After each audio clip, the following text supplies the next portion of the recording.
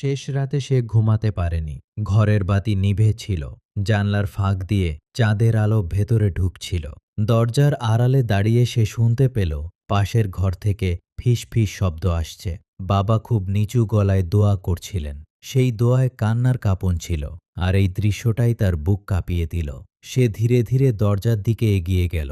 দেখল বাবা জায়নামাজে বসে দুই হাত তুলে কাঁদছেন। বাবার চোখে পানি, ঠোঁটে থেমে থেমে বের হচ্ছে একটাই কথা, হে আল্লাহ, আমার ছেলেকে ফিরিয়ে দিন। এই দৃশ্য দেখে তার বুকের ভেতরটা মোচড় দিয়ে উঠল।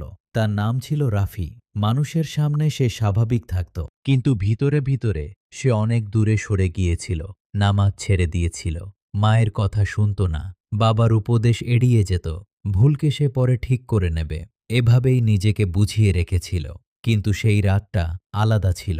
বাবার কাঁপা কাঁপা দোয়া তার ভিতরের জমে থাকা শক্ত দেয়াল ভেঙে দিল। সে মনে করতে লাগল কতবার বাবা তাকে নরম গলায় বুঝিয়েছেন, কতবার মা রাতে তার জন্য দোয়া করেছেন, আর সে কত নির্দয়ভাবে সব উপদেশ দূরে ঠেলে দিয়েছে। নিজের ঘরে ফিরে গিয়ে সে বিছানায় বসে রইল। কিন্তু এবার ঘুমের বদলে তার সামনে ভেসে উঠল নিজের সব ভুল, মায়ের ক্লান্ত মুখ, বাবার ভেজা চোখ, নিজের হারিয়ে যাওয়া দিনগুলো। সে প্রথমবার বুঝল তার আসল শূন্যতা বাইরে নয়, ভিতরে। তখনও সে জানত না এই রাতের পর তার জীবন পুরো বদলে যাবে কিনা। কিন্তু একটা জিনিস সে স্পষ্ট বুঝে গেল, ফিরে না এলে সে শান্তি পাবে না। সে অজু করতে গেল। পানির ফোঁটা তার হাতে পড়ছিল, আর মনে হচ্ছিল পুরনো কালো ভার একটু একটু করে নেমে যাচ্ছে। অনেক দিন পর সে জায়নামাজ বিছাল।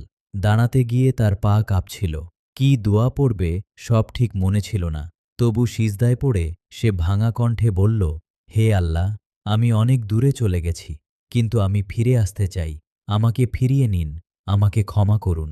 সেই সিজদা ছিল না নিখুঁত শব্দে ভরা, কিন্তু সেটা ছিল সত্যিকারের অনুশোচনায় ভরা। তার চোখের পানি জায়নামাজ ভিজিয়ে দিচ্ছিল। সিজদা থেকে উঠেও সে কাঁদছিল। বুকের ভার যেন ধীরে ধীরে হালকা হয়ে আসছিল। তখন সে বুঝল, মানুষ যখন সত্যি সত্যি ফিরে আসতে চায়, আল্লাহ তার ভাঙা কথাও কবুল করেন। ভোরের আলো ঘরে ঢুকতে শুরু করল। সে জায়নামাজে বসেছিল। চোখ লাল ছিল, কিন্তু বুকের ভিতর আগের মতো অন্ধকার ছিল না। দরজার বাইরে বাবা দাঁড়িয়েছিলেন, কিছু বলেননি, শুধু ছেলের মাথায় হাত রেখে কেঁদে ফেললেন। এই নীরব মুহূর্তটাই ছিল তাদের জীবনের সবচেয়ে বড় কথা। এই গল্প আমাদের মনে করিয়ে দেয়, মানুষ যত দূরেই সরে যাক, ফিরে আসার দরজা বন্ধ হয় না। আল্লাহর রহমত মানুষের ভুলের চেয়ে বড়, কিন্তু ফিরে আসার সিদ্ধান্তটা নিতে হয় আজই, কারণ আমরা জানি না কোন রাতটা আমাদের জীবনের শেষ রাত। আপনার জীবনেও যদি কখনো এমন অনুশোচনার মুহূর্ত এসে থাকে, কমেন্টে লিখুন, আল্লাহ আমাকে ক্ষমা করুন। আর এমন হৃদয় ছোঁয়া ইসলামিক গল্প নিয়মিত শুনতে আলোর গল্প চ্যানেলটি সাবস্ক্রাইব করে রাখুন।